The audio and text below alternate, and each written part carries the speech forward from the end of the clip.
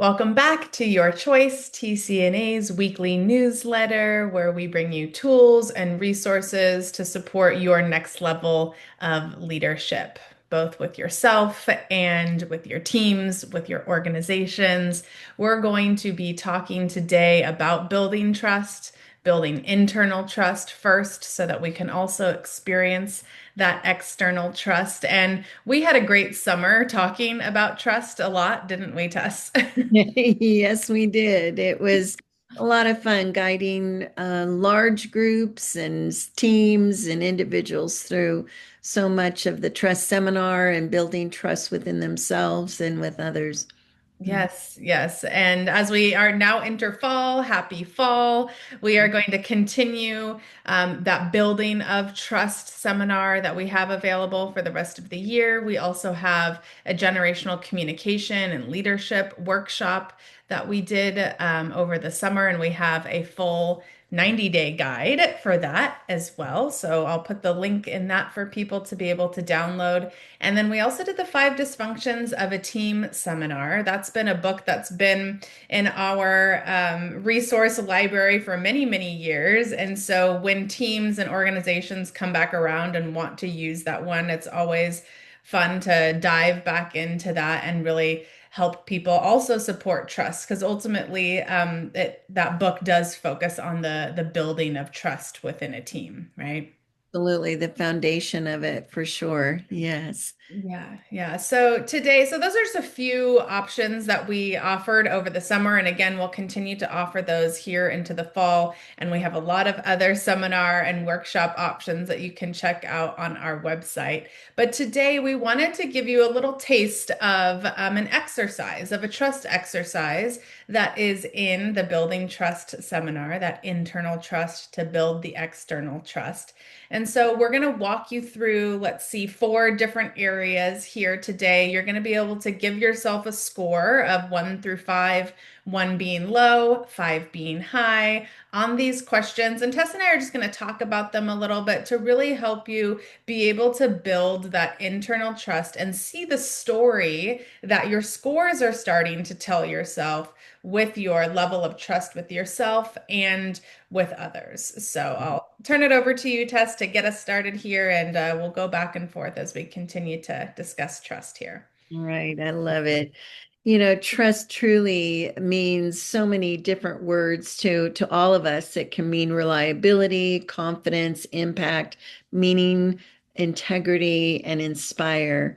And this morning, just a quick story, I took someone through on a one-on-one basis with this, and she realized, I do build trust and I'm reliable in building trust, but I really still need to work on building meaning in my life. That was something that stood out to her as she went through the entire exercise. So Yeah. we love this quote. Chelsea and I put this together. Trust is the key to motivating yourself, others, your team, or organization. It is the one thing that will inspire yourself to lead with your integrity. And we always are encouraging integrity, choose again, Mhm. integrity, so that as we're leading ourselves, there's no question as to doubting ourselves. Did I say the right thing? Did I do the right thing? Am I enough? Any of those kind of questions, when we build that internal trust within ourselves, we can trust what we're communicating. We can entrust the integrity of what we're saying, all of our intentions. It's so key and important in leading yourself well and leading yourself first. So are you ready? Here we go for a short exercise. And we'll build the first question here. Trust means the ability to believe and the reliability, truth, and strength within yourself. How well do you trust yourself? Yeah. What are your thoughts with that question, Chelsea? You've worked so much building teams and people, and reliability certainly is a big trust factor. What are your thoughts here? Well, we've taken over 60 women through this building trust seminar, and is something that one of the things that continues to stand out always is intentions. And when we are able to build trust with ourselves first, it's because we are being intentional. And that internal trust comes from setting intentions, whether that's setting intentions on your morning walk, whether that's setting intentions when you're sitting down with your to-do list of what the priorities are, whether it's setting intentions with your kids before you start the day, with your family, with your friends. We can use our intentions in everything that we do. And when we do set intentions and we're being intentional, then that builds trust. And Yeah. the consistency of it builds trust as well. So the intentions always come up, and then I'll link that with consistency as well. So the more consistent you can be with setting intentions, the more you're going to build trust within yourself. Absolutely. And the more reliable you are, people can trust your reliability. Yeah. You become predictable in that sense. Yeah. And being predictable in building trust is a good thing. Yes. Yes, it is. That's a good thing to be consistent with. Yes, yes. The next question is, trust supports that you are confident within your own being. How confident are you internally? And I'll go ahead and answer this, and then Chelsea, you may want to add to this of so many people that we coach, leaders who are business owners, VPs, leading teams, they struggle with confidence. In fact, one CEO mentioned he wants to do a seminar on confidence, which we're putting that together. And so what really builds confidence in ourselves when we trust ourselves, we can be confident. And I always go back to the 5 C's of leadership Yeah. because it's a good reminder for me that if my character is foundational, I can be confident in my character. I can be confident in my competencies, my skill sets. I'm not the rocket scientist, which I would not be confident in, but I'm a executive leadership coach, which I can be very confident in, staying in my skill set, in my zone of expertise, being willing to learn, all of that, being consistent, as you mentioned earlier. Creating strong relationships is so important to us. Staying curious, that's how we built TC&A. We can be confident when those things are all at work. And it can also work when we don't feel confident. Well, it will be in one of those Mm. 5 areas, right? Yeah. What are Yeah. your thoughts there, Chels?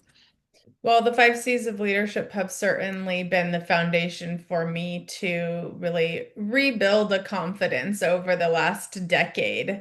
Um, and as I, pivoted many years ago, to choose really a different life. And so I became confident because I tuned into my character. I built my competencies. I stayed consistent. I was creative in how I built relationships. And ultimately, I was able to be confident even though I was starting over.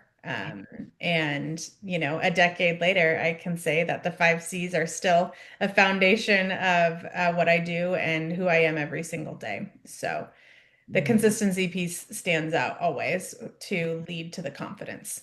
Yes, yes. And you built that internal support.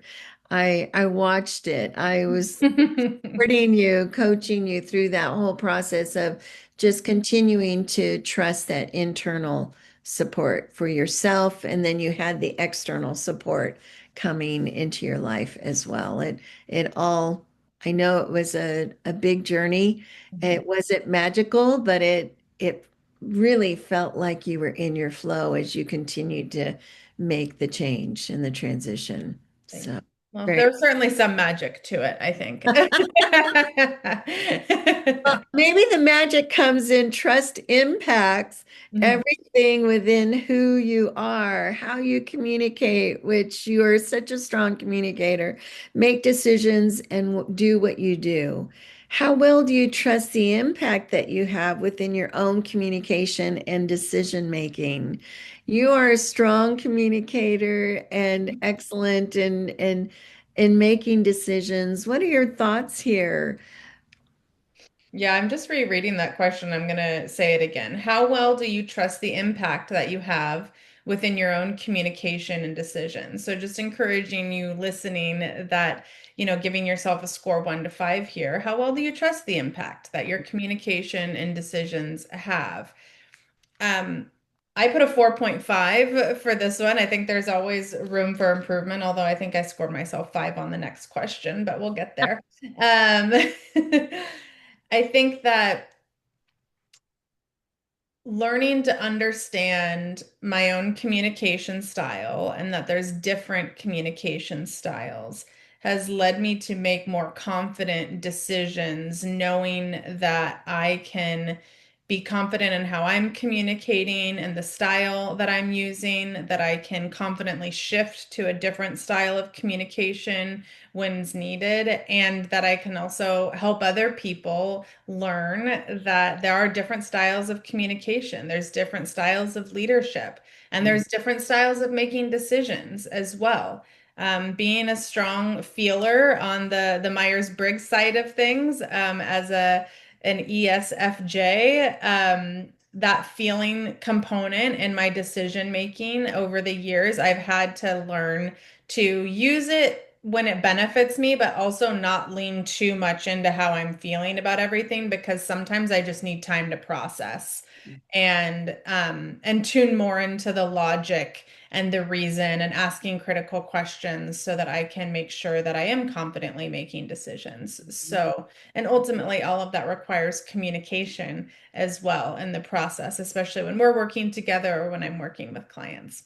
Absolutely. That's very well said. And to tie into that, I have a client who's very strong in his thinking modality and realizing that as he worked with the other ownership, if he brought more empathy Yeah. into understanding them first rather than wanting to share all of his knowledge and expertise, that it changed the whole dynamic of the relationships. So, Yeah. being mindfully aware of wanting to have impact is important, and how we can choose to have impact is so key.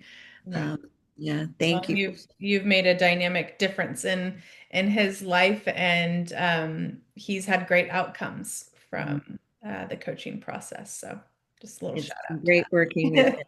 I'm gonna mix it up here on you on the end, and I'm gonna ask you this All question right. as because I know that this is your life's goal here.